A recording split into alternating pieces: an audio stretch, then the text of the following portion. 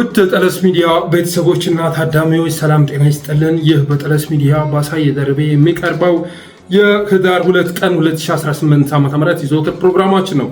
በዛሬው ፕሮግራማችን ልዩ መረጃዎችን፣ ወቅታዊ ጉዳዮችን፣ ዕለታዊ አጀንዳዎችን ወደ እናንተ የምናደርስ ይሆናል።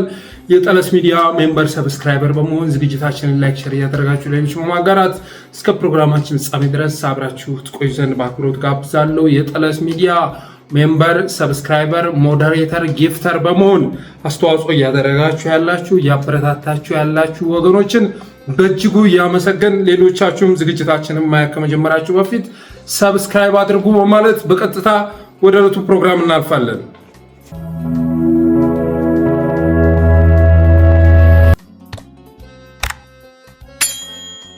ትናንት ህዳር 1 ቀን 2018 ዓ.ም ወደ ላሊበላ ያቀናው የአማራ ክልል ምስለኔ ቡድን መሪ አቶ አረጋ ከበደ ከላሊበላ ኤርፖርት ወጥቶ ወደ ላሊበላ ከተማ እያቀና እንዳለ በርታ በተባለ ቦታ ላይ ድንገተኛ ጥቃት ማስተናገዱን ከስፍራ የደረሰ መረጃ ያመለክታል። ምንም እንኳን ያገዛዙ ልሳን የሆኑ እንደዚህ ሀበሻ ያሉ ሚዲያዎች ሊያስተባብሉት ቢሞክርም ለጠለስ ሚዲያ የደረሰው መረጃ ግን ጥቃቱ በተግባር የተፈጸመ መሆኑን የሚያመላክት ነው። ይህንንም ድንገተኛ ጥቃት የፈጸመው አፋብኃ ምስራቅ አማራ ቀጠና ምኒልክ ዕዝ ግዙፉ ላስታ ጄኔራል አሳምነው ጽጌ ኮር ተከዜ ክፍለ ጦር ሲሆን በጥቃቱም አረጋ ከበደ ማምለጥ ቢችልም ከ10 በላይ ቀይ ሞኔት ለባሽ አጃቢዎች መካተማቸው ተሰምተዋል። የክልሉ ፕሬዝዳንት ወደ ዘኗቸው ሲመጣ ማድረግ የነበረባቸውን የጸጥታና ደህንነት ስራ ዘንግተዋል ብሎ መረጃ አሳልፈው ሰጥተዋል የተባሉ 3 የዞን አመራሮች እና በላሊበላ አካባቢ የተመደቡ 4 ወታደራዊ አመራሮች ታስረው የምርመራ ማጣራት ስራ እየተሰራ መሆኑንም ምንጮቻችን ነግረውናል። በሌላ መረጃ ደግሞ በዚያው ዞንና በዚያው ቀን ዞብላምባ ክፍለ ጦር 6ኛ ሻለቃ የአገዛዙ ሰራዊት ላይ ከባድ የደፈጣ ጥቃት በመፈጸም ድል መጎናጸፉ የታወቀ ሲሆን ምስራቅ አማራ ኮር 2 ዞብላምባ ክፍለ ጦር 6ኛ ሻለቃ ከመርጦ ወደ ወልዲያ ከተማ ይጓዝ የነበረ የአገዛዙ ሰራዊት ላይ አማይ ሜጫ ላይ ባካሄደው ኦፕሬሽን 1 ወር ሙሉ የአገዛዙ ሰራዊት ማካተሙን እዙ ባወጣው መረጃ ይፋ አድርጓል። ወደ ቀጣይ መረጃ ስንሻገር በትናንትናው ዕለት አመሻሽ ላይ በአዲስ አበባ በሁሉም የከተማዋ መግቢያና መውጫ በሪፐብሊክ ጋርድ ሰፊ ፍተሻ ሲካሄድ ማምሸቱን ሁኔታውን የታዘቡ ምንጮች ገልጸዋል። ይኸውም የከተማዋን ፖሊስና ፌዴራል ፖሊስን ያገለለና በሪፐብሊክ ጋርድ ብቻ የተከናወነ ፍተሻ ያስገረማቸው አዲስ አበባ ነዋሪዎች ምን ተሰምቶ ነው የሚል ጥያቄ በሶሻል ሚዲያ ሲያቀርቡና ሁኔታውንም ሲዘግቡ የነበረ ሲሆን የፍተሻው ምንጭ ይፋ ያልወጣው የሰሜኑ ጥምረትና የአብይ ፍርሃት የወለደው መሆኑን ለመረጃው ቅርበት ካላቸው ወገኖች ያገኘነው መረጃ ያመለክታል።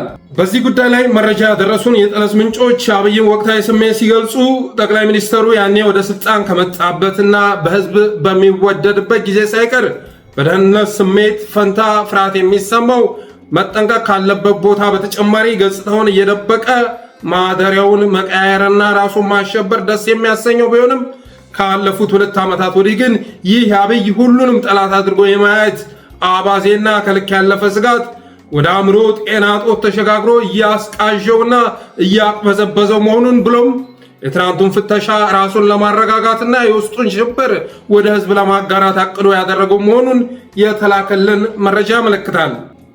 የኢትዮጵያ ዋነኛው ችግር አብይ ነው፣ መፍትሄውም እሱንና አገዛዙን ማስወገድ ነው ብለው ከሚያምኑ የሰሜን ኃይሎች ባለፈ በኦሮሞ ልሂቃን በኩልም አብይን በማስወገድ ስርዓቱን መታደግ የሚል ሀሳብ እየተሸራሸረ መሆኑን የተረዳው አብይ አህመድ አሊ ብቻዬን የፈራው ደበቅበት ጥጋጣው የሚለውን የጸጋዬ ገብረመድህንን ስንኝ የሚያንጎራጉር ጠባቂዎቹን በየሳምንቱ የሚቀያየር ትናንት ያደረበት ቦታ ላይ የማያድር ትናንት በካቢኔ የወሰነውን ሀሳብ በማግስቱ የሚቀይር ወይም የሚሽር ኤርትራና ኢሳያስን ነጥለን መምታት አለብን ሲል ከርሞ ማንንም ሳያማክር ድንገት ትግራዮች ላይ የድሮን ቦምብ የሚወረውር የጠቅላይ ሚኒስትር ውሳኔ የሚጠይቁ ትላልቅ ጉዳዮችን ለመወሰን የሚቸገር ሰው ሆኗል ይላል የደረሰ መረጃ። እሱ ተረጋግቶ ስራውን ለመስራት ከመቸገሩም በላይ ከፍተኛ አመራሩንም ጉብኝት በሚል ምክንያት ድንገት እየጠራ የሚመሩትን ሴክተር መስሪያ ቤት በፕሮግራም እንዳይመሩ እያደረጋቸው መምጣቱን የጎንደሩ የፋሲል ምርቃት እንኳን በክልሉ ፕሮግራም ሳይሆን በአብይ ድንገተኛ ጥሪ እና አረጋ ከበደና አገኘሁ ተሻገር ቀዳማዊት እመቤቷም ጭምር የተገኙ መሆናቸውን ከፍተኛ አመራሩ ደፍሮ እርስ በርስ ባይነጋገርበትም የአብይ አህመድ ጤና መታወክ በአብዛኛው አመራር እየታወቀ መምጣቱን መረጃውን ያደረሱን አካላት ገልጸዋል። እናም ትናንት በአዲስ አበባ በሰፊው ሲካሄድ የነበረው ፍተሻም እኔ ትኩረቴን ሰሜኑ ላይ አድርጌ አማራና ትግራይን ስዋጋ እኔን ከኋላ የሚወጋ ኃይል ኦሮሚያ ውስጥ እየመከረ ነው ማለት የጀመረው ጠቅላይ ሚኒስትር ያለማንም እውቅና ሪፑብሊክ ጋርዱን በድንገት ለፍተሻ አሰማርቼ ወደ አዲስ አበባ የሚገባውና የሚወጣው መፈተሽ አለብኝ በሚል አቋም የውስጡን ሽብር ለማስታገስ አስቦ ያካሄደው መሆኑን ያገኘነው መረጃ ይገልጻል።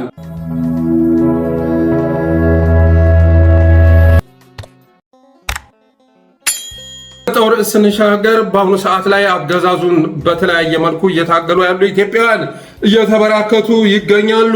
ለምሳሌ በትናንትናው ዕለት መምህራን፣ መንግስት ሰራተኞች በ3 ክልሎች ላይ አድማ መጥተው ነበር። አንዳንዶችም የተቃውሞ ሰልፍ አካሂደው ነበር። በሲዳማ፣ በማዕከላዊ ኢትዮጵያና በቤኒሻንጉል ጉሙዝ ትናንትና አገዛዙን የሚቃወም የደሞዝ ጭማሬ ያደረገው አገዛዝ ቃሉን ሊጠብቅ አልቻለም፣ ሊከፍለን አልቻለም የሚሉ ሰልፈኞች፣ መምህራኖች መውጣታቸው የሚዘነጋ አይደለም። ዛሬ ላይ ደግሞ ሾፌሮች በአዲስ አበባ የሰላማዊ ሰልፍ አድርገዋል። የኢትዮጵያ ሾፌሮች ለመጀመሪያ ጊዜ የአዲስ አበባን ዝምታ ሰብረው ወጥተዋል። በአዲስ አበባ እስካሁን ድረስ አገዛዙ የፈቀደው የፈለገው ካልሆነ በስተቀር ሰልፍ ተካሂዶ አያውቅም ነበር። ያኔ ቡራዩ ጭፍጨፋ በተፈጸመ ማግስት አዲስ አበባውያን ሊሰለፉ ሞክረው 7 የአዲስ አበባ ልጆች ተገደሉ። ከዛ በኋላ ሰልፍ ተካሂዶ አያውቅም። ዛሬ ሹፌሮች ሞክረዋል። ያን ያህል ሰፊ ሰልፍ ባይሆንም ከሹፌሮች የተወከሉ የተወሰኑ አሽከርካሪዎች ዛሬ በአዲስ አበባ ሰልፍ አድርገዋል። የሰልፉ ምክንያት መገደል ሰለቸን፣ መታገት ሰለቸን፣ ተንቀሳቅሰን መስራት አልቻልንም፣ ተሽከርካሪዎቻችን በየቦታው እየተቃጠሉ ነው፣ መንግስት ሰላም ማስከበር አልቻለም፣ ሰላምን ያረጋግጥልን፣ ደህንነታችንን ያስጠብቅልን የሚል ጥያቄ አቅርበዋል። እና እነዚህ ሹፌሮች የተወሰነ ሰላማዊ ሰልፍ ካካሄዱ በኋላ የተቃውሞ ሰልፍ ካካሄዱ በኋላ አገዛዙ አፍሶ ወደ እስር ቤት እንደወሰዳቸው የደረሰን መረጃ ያመለክታል።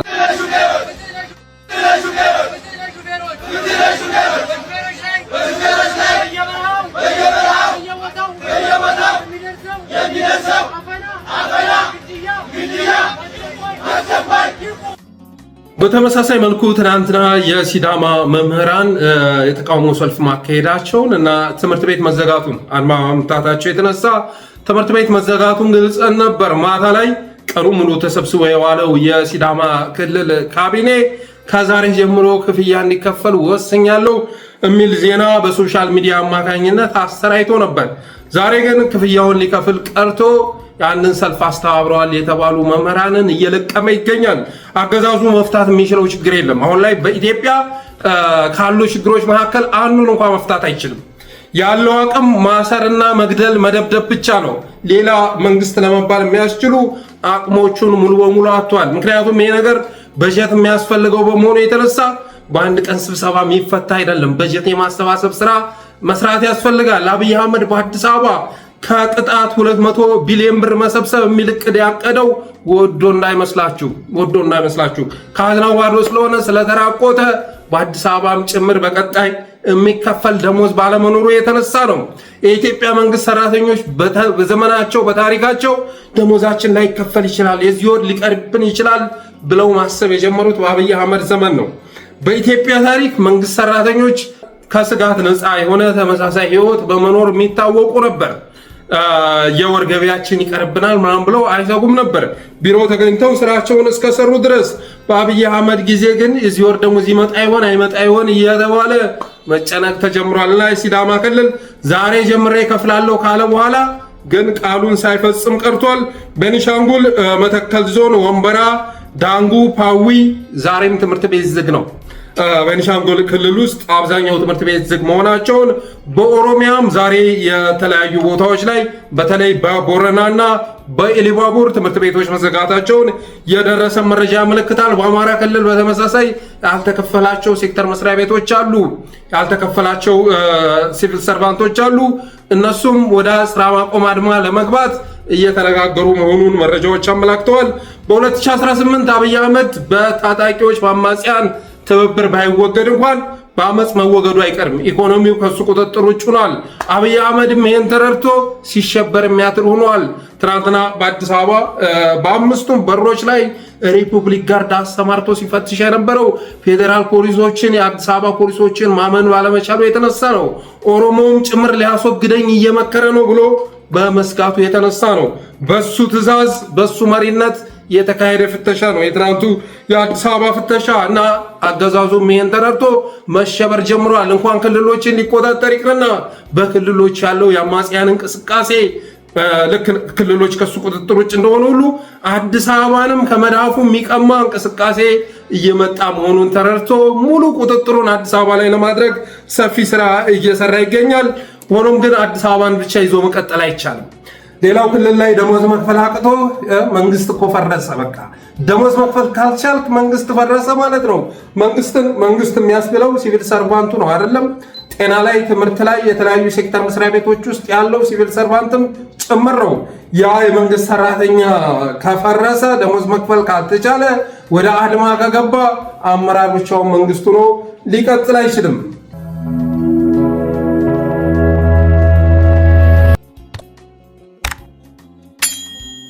ወደ ቀጣዩ መረጃ ስንሸጋገር በትናንትናው ዕለት የሃይማኖት ተቋማት ጉባኤ በሚል ስም ራሱን የሚጠራ ስብስብ ያወጣው መግለጫ ያበሳጨኝን ያህል ሌላ ነገር አበሳጭቶኝ አያውቅም። በተለይ በዚህ ዓመት ውስጥ የመሬን ነው የምላችሁ የመጨረሻ የሚያበሳጭ መግለጫ ነው ይዘው የመጡት።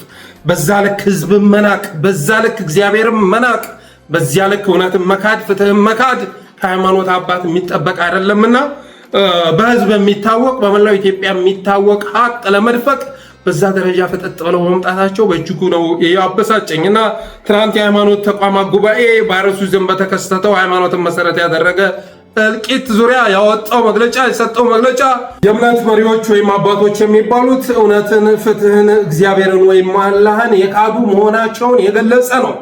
ምንም አይነት ፈሪሃ እግዚአብሔር ፈሪሃ አምላክ የሌላቸው ፖለቲከኞች መሆናቸውን የገለጸ ነው። በግፍ ተጨፍጭፈው የተገደሉ ኦርቶዶክሳውያንን ለሁለተኛ ጊዜ የገደለ ነው። ትናንት የተሰጠው መግለጫ በግፍ ተጨፍጭፈው የተገደሉ በማተባቸው የተነሳ የተገደሉ ኦርቶዶክሳውያንን ለሁለተኛ ጊዜ የገደለ ነው። እርግጥ ነው ሁለት ሙስሊሞች ተገድለዋል። እነዛ ሙስሊሞች የተገደሉት ግን ክርስቲያኖችን ደብቀው በመገኘታቸው የተነሳ ነው። ሌላው ቆስለው በየሐኪም ቤቱ የተኙትን ቤተሰቦቻቸውን አጥተውና ተፈናቃይ ሆነው በሐዘን የሚቆራመዱትን በእጅጉ ያሳዘነ ነው። ተጎጂዎች ካሉበት ስፍራ ሄዶ በማጣራት ፈንታ እነ ሽመልስ ጋር ተመካክሮ የወድድን ውሳኔ ያቀረበ ነው የሃይማኖት ተቋማት ጉባኤ መግለጫ። ገዳዎችን የሸፋፈነ ነው። እውነተኛ ገዳዎችን በነጮች በምዕራባውያን ጭምር ይታወቃሉ። ግድያውን የፈጸሙት አርሲ አካባቢ ሃይማኖት ውስጥ የተሸጎጠ አሸባሪ ቡድን እየተፈጠረ መሆኑ ይታወቃል እና ገዳዎችን የሸፋፈነ ነበር ማለት ይቻላል። ሙሉ ለሙሉ ላገዛዙ የወገነ ነው። የአገዛዙን ፕሮፓጋንዳ ይዞ የመጣ ነው። የሌለ ገዳይ በመፍጠር ሰዎችን ያለ ተግባራቸው የወነጀለ ነው። ትናንትና ይሄ የሃይማኖት ተቋማት ጉባኤ በሰጠው መግለጫ የሰራው የኃጢአት ብዛቱ እኮ ተገልጾ የሚያልቅ አይደለም። አንደኛ ገዳውን ሸፋፈነ፣ ሁለተኛ ደግሞ ሌሎች ቡድኖችን ያለ ጥፋታቸው ያለ ኃጢአታቸው ሊያሻክማቸው ሞከረ። ኢቭን አርሲ ውስጥ ፋኖን አስገባው እኮ። አርሲ ውስጥ ፋኖ አለ ተባለ። አማራ ክልል ውስጥ በየሸለቆው እየተሽለኮለከና ያለው አጥፍተነዋል የተባለው ፋኖ አርሲ ላይ ትናንት አግኝቼዋለሁ የሚል መግለጫ ነው ይዘው የመጡት። ሌላው እውነቱን በማጣራት ፈንታ እውነትንና ፍትህን የሸፋፈነ ብሎም ጥቃቱን በማስቆም ፈንታ እንዲቀጥል የሚያደርግ ሴራ የወጠነ ነው። የትናንቱ መግለጫ ገዳዎች አይዟችሁ፣ ማንም አይደርስባችሁም፣ ማንነታችሁን እንደብቅላችኋለን፣ ስለዚህ ጭፍጨፋውን አጠናክራችሁ ቀጥሉ የሚል ሞራል የሚሰጥ መግለጫ ነው ትናንት የተሰጠው። አይዟችሁ እኛ ስላለን እንደብቅላችኋለን፣ ሸኔና ፋኖ ነው የፈጸመው እያልን እናድበስብሳለን፣ ስለዚህ በርተታችሁ ግደሉ የሚል ትዕዛዝ ነው ትናንት የተላለፈው። ሌላው እምነት ቦታዎች ውስጥ የሚርመሰመሱ አገልጋይ ተብዬዎች ሁሉ የአገዛዙ አገልጋዮችና ዱርዬዎች መሆናቸውን የገለጸ ነው።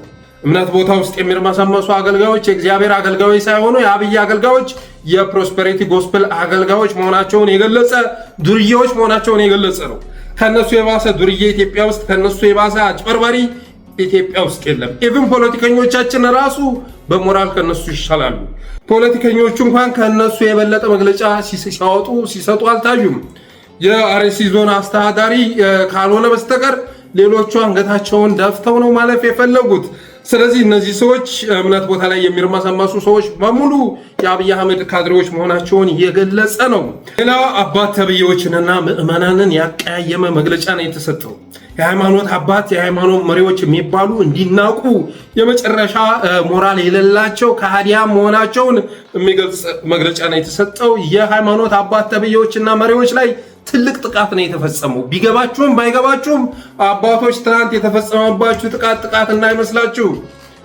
በእናንተ ስም የሚንቀሳቀሰው ኃይል ምን ያህል ውሸታሞች እንደሆናችሁ፣ ምን ያህል ከገዳይ ጋር እንደምትተባበሩ፣ ምን ያህል እውነትን ፍትህን እንደምትደፍቁ፣ ምን ያህል ፈሪሃ እግዚአብሔር የሌላችሁ ሰዎች እንደሆናችሁ የሚያመላክት መግለጫ ነው የተሰጠው። ሌላው ሰለባዎችን ለሌላ ዙር ጥቃት ያመቻቸና ለገዳዮች የልብ ልብ የሰጠ ነው። ይህን ከላይ እንዳልኩት ሰለባዎችን ለሌላ ዙር ጥቃት ያጋለጠ ትናንትናም ጭፍጨፋ ተፈጽሟል። እናት ፓርቲም ይሄን በተመለከተ መግለጫ አውጥቷል። ትናንት ዳር 1 ቀን 2018 ዓ.ም ምስራቅ አርሲ አሰኮ ወረዳ ጠለታ ቅዱስ ገብርኤል በተባለ አካባቢ ከጧቱ 3 ሰዓት ገዳማ 3 የኦርቶዶክስ እምነት ተከታዮች 2 ወንዶችና 1 ሴት በአውድማ ስራ ላይ እህል እየወቁ ባለበት በጥይት ተደብድበው ተገለዋል። በርካቶች ታፍነው ተወስደዋል። ከሰሞኑ ተቋቋመ የተባለው አጣሪ ቡድን ዛሬ ባወጣው መግለጫ በሃይማኖታቸው ተመርጠው ዘር ማጽዳት ጄኖሳይድ የሚፈጸምባቸውን አስተባብሎ ማውጣቱ እጅግ ያሳዘነን ተግባር ነው ብሏል። እናት ፓርቲያችን አሁንም ገለልተኛ ዓለም አቀፍ አጣሪ ቡድን እንዲቋቋም በጥብቅ ያሳስባል ብሏል እናት ፓርቲ። ስለዚህ ትናንት የሃይማኖት ተቋማት ጉባኤ የሚባለው ስብስብ ያወጣው መግለጫ ሰለባዎችን ለሌላ ዙር ጥቃት ያመቻቸና ለገዳዮችም የልብ ልብ የሰጠ ነው። ማንም አይደርስባችሁም፣ ማንም አያጋልጣችሁም፣ እንደፈለጋችሁ ጨፍጭፉ የሚል ትዕዛዝ ነው የተሰጠው። ይሄ የሃይማኖት ተቋማት ጉባኤ እኮ እናውቀዋለን። ጎንደር ላይ ሙስሊሞች የተጨፈጨፉ ሲባል ሂዶ ማጣራት አላስፈለገውም። መግለጫ ሲወጣ ሂዶ ላጣራ አላለም። ሙስሊሞች ተገለዋል ብሎ ገዳዮችን ኦርቶዶክስ አድርጎ መግለጫ ወጣ ነው። በወሎ የተለያዩ ጥቃቶች ሲፈጸሙ ፈጥኖ መግለጫ ወጣ ነው። ላጣራ ምናምን ሳይል መግለጫ ወጣ ነው። አማራን የሚያጠቃ ነገር ላይ ሲሆን ላጣራ አይልም። ኤቭን ትናንትና አርሲ ላይ በተፈጸመው አማራዊ ተገለው እኮ አማራዎችን ገዳዮች ብሎ ነው የመጣው። ስለዚህ መፍትሄው ምንድን ነው? ምን መደረግ አለበት በሚለው ጉዳይ ላይ የራሴን አጭር አስተያየት ስሰጥ በውጭ ያላችሁ ኦርቶዶክሳውያን ገዳዮች የሚወገሱበት፣ ሟቾች የሚታሰቡበት፣ ተጠቂዎች የሚጽናኑበት፣ እምነት ውስጥ የተደበቁ እኩዮች የሚወገዙበትና ለዓለም አቀፉ ማህበረሰብ የድረሱልኝ ጥሪ የሚቀርብበት ሰልፍ አዘጋጁ። በውጭ ያላችሁ ይህን ማድረግ ትችላላችሁ። ኦርቶዶክሳውያን ይህንን ሰልፍ ማካሄድ አለባችሁ። አባቶችም ሞግቱ። ሌላው የእግዚአብሔር አገልጋዮች ናችሁ፣ የአብይ እረኛ ናችሁ፣ ተኩላ ብላችሁ ጠይቁ። አሁንም በውጭ ያሉ ኦርቶዶክስ አባቶች ኢቭን መንግስት ጋር እንዳይቆራረጡ አድፍጠዋል። በየቤተ ክርስቲያኑ በየቦታው ሰልፍ እንዲካሄድ ማድረግ ይችሉ ነበር። ያንን ማድረግ አይፈልጉም። ምክንያቱም አብይ ጋር ከተቆራረጡ እንጀራችን ይቆረጣል ብለው ስለሚያስቡ አገር ውስጥ ሀብት ስላፈሩ እኒህን አባቶች ልትሞግቷቸው ይገባል፣ ልታፋጥጧቸው ይገባል። ኦርቶዶክሳውያን እየተጨፈጨፉ ነው። መቼ ነው ድምፅ የምንሆነው? መቼ ነው የምታስተባብሩት ብላችሁ ልትጠይቋቸው ይገባል። በውጭ ያሉትም ጭምር አድፍጠው ጥቅማቸውን ለማስቀጠል እየሞከሩ ስለሆነ አባቶቻችን ላይ ጫና ስናደርግ ነው ከኃጢአት እና ከመስሎ ማደር ልናወጣቸው የምንችለው፣ ከአጎብዳጅነት ልናወጣቸው የምንችለው ጫና ስናደርግባቸው ነው። ካልሆነ ግን ምዕመናኑን ቤተክርስቲያኒቱን አስበልተው ሀብታቸውን ለማስጠበቅ ጥቅማቸውን ለማስቀጠል ጥረት እያደረጉ ነው። ስለዚህ ጫና ማድረግ ያስፈልጋል። ሌላው ይህ ጥቃትም ሆነ አጥቂው በምዕራባውያን ጭምር የሚታወቅና ሰፊ ዓላማ ያነገበ ስለሆነ በርካታ ተከታይ ያላችሁና ተሰሚነት ያላችሁ ኦርቶዶክሳውያን የሶሻል ሚዲያ ዘመቻ አቀጣጥሉ። ባለፈው የትዊተር ዘመቻ ተጠርቶ ነበር፣ ውጤታማ አልሆነም። ከእናንተ ዘመቻ ይልቅ እኛ አማራዎች የምንጠራቸው የትዊተር ዘመቻዎች ውጤታማ ናቸው። በጠራችሁት ልክ ምዕመናኑ አልተገኘም። የሶሻል ሚዲያ ዘመቻም ተካሂዷል ማለት አይቻልም። ስለዚህ ግድያው ስለቀጠለ አሁንም ኦርቶዶክሳውያን እየተገደሉ ስለሆነ የሶሻል ሚዲያ ዘመቻ መለኮስ መጥራት ያስፈልጋል። ሌላው በዚህ ጥቃት ያለ ተግባራቸው የተነሱ ኃይላት ፋኖም ኦነግም ጭምር የሃይማኖት ተቋማት ጉባኤ የፈጸመውን ነውር በማውገዝ ጥቃቱ በገለልተኛ ወገን እንዲጣራ ጥሪ አድርጉ። ስፔሻሊ ፋኖ ማለት ነው። ስም የማቆሸሽ ስራ፣ የአገዛዙን ስራ ለፋኖ የማሸከም የማትረክረክ ስራ ተሰርቷል።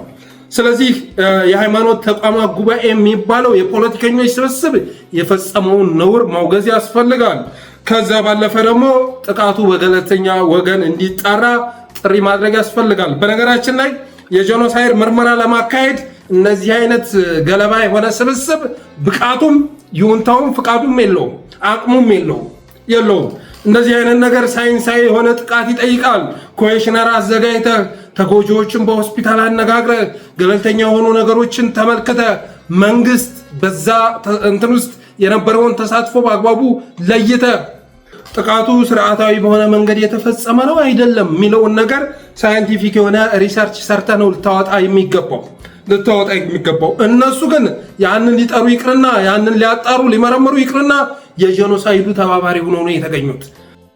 በንጹሃን ላይ የተፈጸመን ጄኖሳይድ መካድ ራሱ ጄኖሳይድ ለመፈጸም የሚቆጠር ነው። ስለዚህ ሃይማኖት ተቋማት ጉባኤ የሚባለው እንደዚህ አይነቱ ስብስብ ኬዞችን ለማጣራት አቅሙም ብቃቱም የለውም፣ ኃላፊነቱም አይደለም። እንደዚህ አይነት ነገሮች ገለልተኛ በሆኑ አካላት መጣራት ያለባቸው ነው።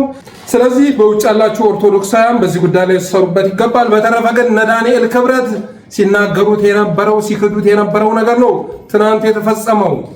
እኔ ያልኩ እኮ እኔ የኦርቶዶክስ አማኞች በሃይማኖታዊ በሆነ ጉዳይ አይደለም አሁን መከራ እያዩ ያሉት ፖለቲከኞቹ ናቸው። ይልቅ ክራሩን ስትመታው አንቺ ሆይ ለኔም ባቲም ትዝታም የሚመታው እንደ ቅኝቱ ነው። ባቲ ቃኝተው ትዝታ አትመታው። ሌላ ቀርቶ በህወሓት ታጋዮች እና በቀደምት የኢህዴን ታጋዮች ውስጥ እንኳን ብዙ የቤተ ክህነት ሰዎች ነበሩ እና አንዱ በሱ ምክንያት፣ ሁለተኛ ደግሞ ምን ተፈጥሯል? በዚህ በደርግ ጊዜ ብሔራዊ ውትድርና ሲመጣ የቤተ ክህነት ትምህርት ከተማርክ ዲያቆን ከሆንክ ቄስ ከሆንክ መነኩሴ ከሆንክ ብሔራዊ ውትድርና አትሄድም የሚል ነገር ስለነበር ብዙ ወላጆች ልጆቻቸውን ወደ ቄስ ትምህርት ቤት፣ ወደ ገዳማት፣ ወደ አብነት ትምህርት ቤት ይልኩ ነበር። እዛ የቆዩ ሰዎች በኋላ የህወሓት ታጋዮች ወደዛ ሲመጡ ወይ ወደዛ በሚቀርቡበት ጊዜ የመቀላቀል እድል ስለነበራቸው ብዙ ቤተ ክህነት ሰዎች እዛ ነበሩ። በኋላ እንዳልኩህ ህወሓት ወደ አዲስ አበባ ሲመጣ ብዙዎቹ እንደዛ የነበሩ ቤተ ክህነት ቀመስ የሆኑ ግን ታጋዮች የነበሩ ሰዎች የመግባት እድሉን አግኝተዋል። ያ ኮሚቴ ሰፍቷል። ከዚህ አሜሪካ ለመሄድ ከዚህ አውሮፓ ለመሄድ የቤተክርስቲያን አገልጋይ ተብለህ መሄድ በጣም ቀላሉ አርዋን ቪዛ ለማግኘት ቀላሉ መንገድ ነው። እዛ ከሄድክ በኋላ የሃይማኖቱን ስራ ትተህ የፖለቲካውን ስራ ለመስራት እንደ ሀብት ትጠቀምበታለህ ማለት ነው። እሱ አይነት እኔ እስከማውቀው በኋላም እስከደረስኩበት ድረስ በአገሪቱ ውስጥ ብዙ ቦታ ላይ የተፈጠሩ ግጭቶች ከሶማሌ ክልል ጀምሮ በኋላ ወለጋ የተፈጠረ፣ ቤኒሻንጉል ጉሙዝ የተፈጠረ፣ አማራ ክልል የተፈጠረ ብዙ ቦታዎች አዲስ አበባ ላይ በተደጋጋሚ የተፈጠሩት ግጭቶች ህዝብን ለህዝብ ለማነሳሳትና ሰዎችን ለመግደል እና የተፈጠሩ ግጭቶች ብዙዎቹ ከህወሓት የስለላ ተቋማት ጋር የተገናኙ ናቸው። መንግስት ከእምነት ተቋማቱ ሲወጣ እምነት ተቋማቱ ውስጥ የፖለቲካ ቫኪዩም አይደለም የተፈጠረው፣ ወይም እነሱ በቃ ከዚህ በኋላ መንግስት ወጥቷልና በነፃነት እንቀጥል አይደለም ያሉት፣ ሌሎች ገቡ። እንደሰማችሁት እንግዲህ ዳንኤል ክብረት ከሉዓላዊ ሚዲያ ጋር ያደረገውን ኢንተርቪው መለስ ብላችሁ ብታዳምጡት ኦርቶዶክስን ተጠቂ የሚያደርግ ቤተክርስቲያኗን ተጠቂ የሚያደርግ ትርክት እዛ ላይ ሲክብ እንደነበር ትረዳላችሁ። በተለይ ደግሞ በሰሜኑ ኢትዮጵያ የትኛውም አካል ቤተ ክህነት ውስጥ ገብቶ የቤተ ክህነት ትምህርት ይማር ነበር። እነዛ የተማሩ ሰዎች ደግሞ ትናንት ህወሓት ጋር ታጋዮቹ ነው ገብተዋል። ግማሹ ደግሞ በደርግ ጊዜ ዘመት እንዳይባል ቤተክርስቲያን ውስጥ ገብቶ ሲማር ነበር ያንን ጊዜ ያሳለፈው። የኃይል ተሰባስቦ አሁን ላይ ቤተክርስቲያኒቱ ውስጥ ነው ያለው። ቤተክርስቲያኒቱ ውስጥ በተለያየ ኃላፊነት ያሉት የሃይማኖት አባቶች ሳይሆኑ ፖለቲከኞች ናቸው ብሎ ተናግሮ ነበር። በእርግጥም ዳንኤል ክብረት የተናገረው ፖለቲከኞች ሲል መንግስትን የሚፈትኑ መንግስትን የሚቃወሙ ለማለት ፈልጎ ቢሆንም አሁን ላይ ግን ቤተክርስቲያን ውስጥ ያሉ አባቶች በእርግጥም ፖለቲከኞች መሆናቸው ያገዛዙ ተላላኪዎች መሆናቸው እየታየ ነው ያለው እና እነዛን አባረን ፈንቅለናቸዋል ይላል። እዛ ቤተክርስቲያኒቱ ውስጥ ነው የሃይማኖቱንም የፖለቲካውንም ሲያኳኩ የነበሩትን መጨረሻ ላይ የማጣራት ስራ ተሰርቷል። እንዲወገዱ ማድረግ ይችላል። የተወሰኑ ናቸው የቀሩት በማለት ይናገራል። ስለዚህ ነው አሁን ዝምታ የበረታው እና አቡነ ሳዊሮስ የመሳሰሉ ተኩላዎች ገብተው ቦታውን ስለተረከቡ ነው እንጂ የሃይማኖት ተቋማት ጉባኤ ራሱ በዚህ ልክ ቤተክርስቲያኒቱን የናቀ ምዕመናኑን የናቀ መግለጫ ያወጣም ነበረ። ይሄ መግለጫ የወጣው ወይም የተሰጠው በነ አቡነ ሳዊሮስ ትእዛዝ ነው። ትእዛዝ ነው። በጭራሽ ኦርቶዶክሳውያን ተገደሉ እንዳትሉ የሚል ትእዛዝ ስለተሰጣቸው ነው ተግባራዊ ያደረጉት እንጂ ያለ ቤተ ክርስቲያኒቱ ይሁንታ የወጣ ከመሰላችሁ ተሳስታችኋል። ቤተ ክርስቲያኒቱ ፈቅዳ ነው የሃይማኖት ተቋማት ጉባኤ ይህን መግለጫ የሰጠው እና አቡነ ሳዊሮስ ፈቅደው ነው። ስለዚህ የመታወቅ አለበት። ዳንኤል ክብረት በሃይማኖት የሚፈጸም ግድያ የለም። ሁሉም ነገር ፖለቲካ ነው። ሃይማኖታዊ በሆነ መልኩ የተፈጸመ ግድያ የሚፈጸም ግድያ የለም። ያንንም ግድያ ካለ ሲፈጽሙት የነበሩት ህወሓቶች ናቸው። የህወሓት መዋቅር ነው እዛው ቤተክርስቲያኒቱ ውስጥ ያለ መዋቅር ነው የሚፈጽመው እያለ ሲናገር ነበር። ትናንትና ሲገነባ የነበረው ትርክት ነው ዛሬ ተግባራዊ የተደረገው። ቤተክርስቲያን ውስጥ ግድያ የሚፈጽመው ቤተክርስቲያኒቱ ውስጥ ያሉ ፖለቲከኞች ናቸው። ጃዊሳውና ፋኖ ገጥመው ነበር በማለት ሁሉ ይናገራል። ገብታችሁ ልታዳምጡት ትችላላችሁ። ቤተክርስቲያን ውስጥ ጃዊሳና ፋኖ ገጥመው ነበረ። የተወሰነ የመነጣጠል ስራ ተሰርቷል። ግን ግድያውን እየፈጸሙ ያሉት እነሱ ናቸው በማለት ትናንት ሲለጥፍ ነበር።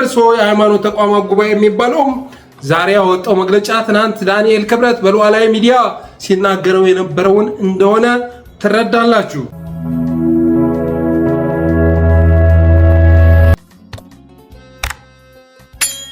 ቀጣዩ ርዕሳችን ወልቃይትና አባይን ይመለከታል። የአብይ አህመድ ሁለት ካርዶች ናቸው ወልቃይትና አባይ። አብይ አህመድ ስልጣኑን ለመጠበቅ ኦህዴድ ስልጣኑን ለመጠበቅ እጁ ላይ ያሉት ሁለት ካርዶች ወልቃይትና አባይ የሚሉ ነዋል። እንግዲህ በመጀመሪያ ወልቃይትን በተመለከተ አሁን የተሰማው ነገር ምንድነው?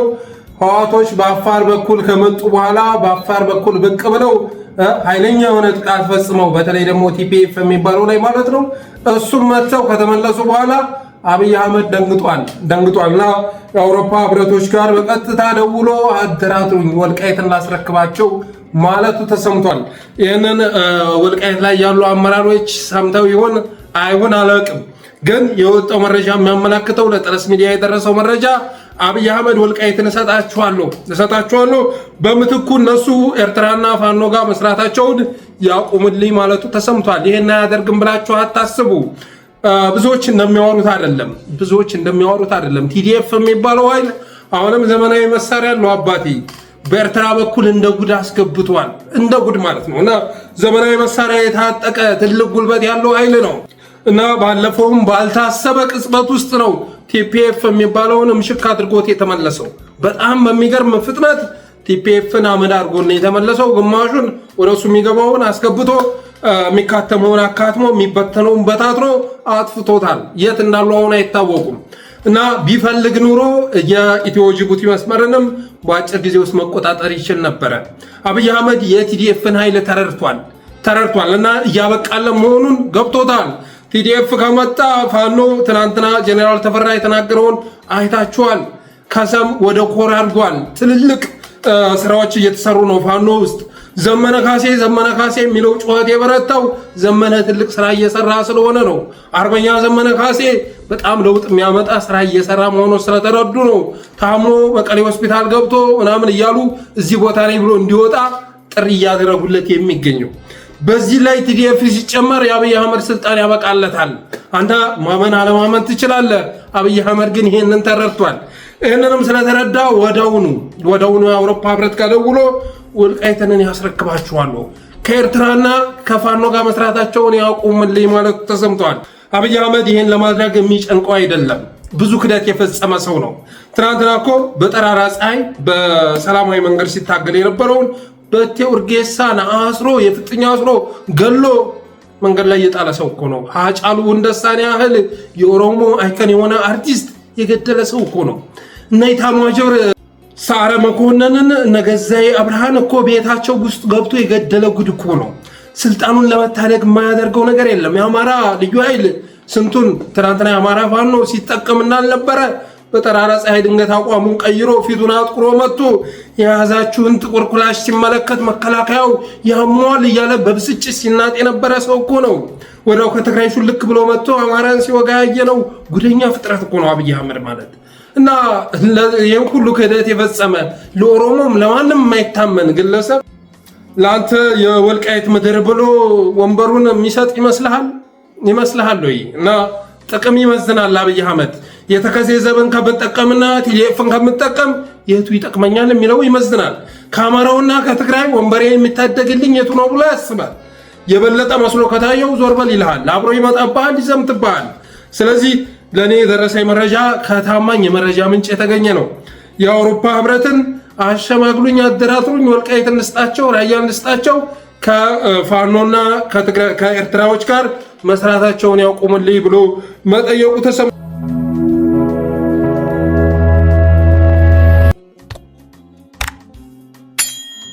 እና የመጀመሪያው የአብይ ካርድ ወንበሩን ለመታደግ የሳበው የአብይ ካርድ ወልቃይት ሲሆን ሁለተኛው ደግሞ አባይ ነው።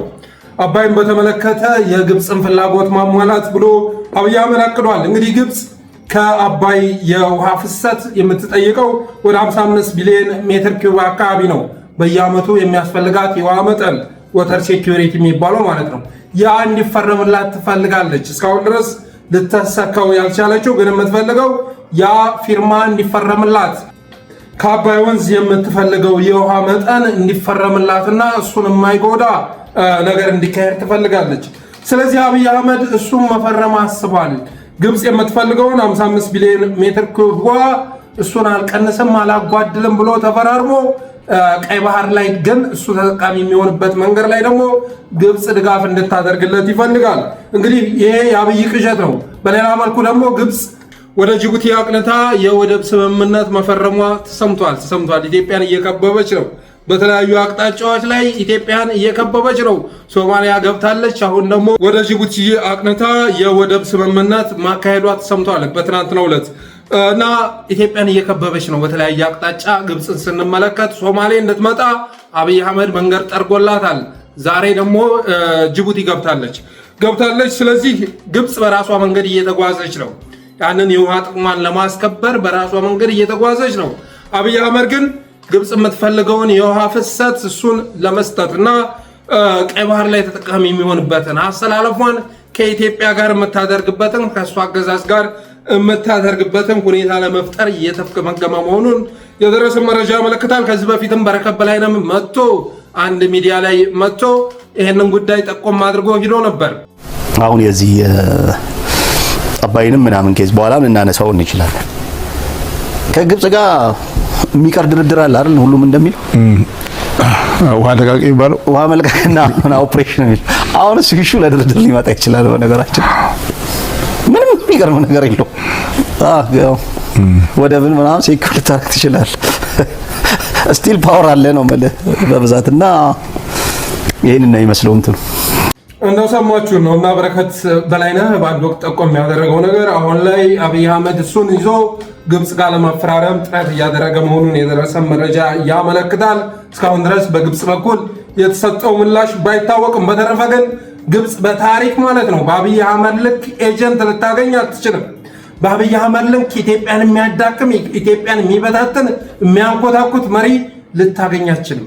ኢትዮጵያውያን ለአባይ ብቻ ሳይሆን ለኢትዮጵያ ያላቸውን ብሔራዊ ስሜት የገደለ በብሔራዊ ጥቅማቸው የሚደራደሩ እልፍ አላፍ ዜጎች እንዲፈጠሩ ያደረገ የህልውና አደጋ ላያቸው ላይ ደቅኖ ማለት ነው። እንደዚህ ያለ ኤጀንት መቼም ቢሆን ግብጾች ሊያገኙ አይችልም እላለሁኝ። በተረፈ እንግዲህ አብይ ወልቃይትና አባይን በመጠቀም ስልጣኑን ለመታደግ እየሞከረ መሆኑን የደረሰ መረጃ ያመለክታል። የዛሬ ፕሮግራማችን ይህን ይመስላል። አብራችሁን ስለቆያችሁ እናመሰግናለን። የጠለስ ሚዲያ ሜምበር ሰብስክራይበር በመሆን ዝግጅታችንንም ላይክ፣ ሼር እያደረጋችሁ ለሌሎች በማጋራት ሚዲያችንን አበረታቱ ብለን የዛሬ ዝግጅታችንን ቋጨን። እናመሰግናለን።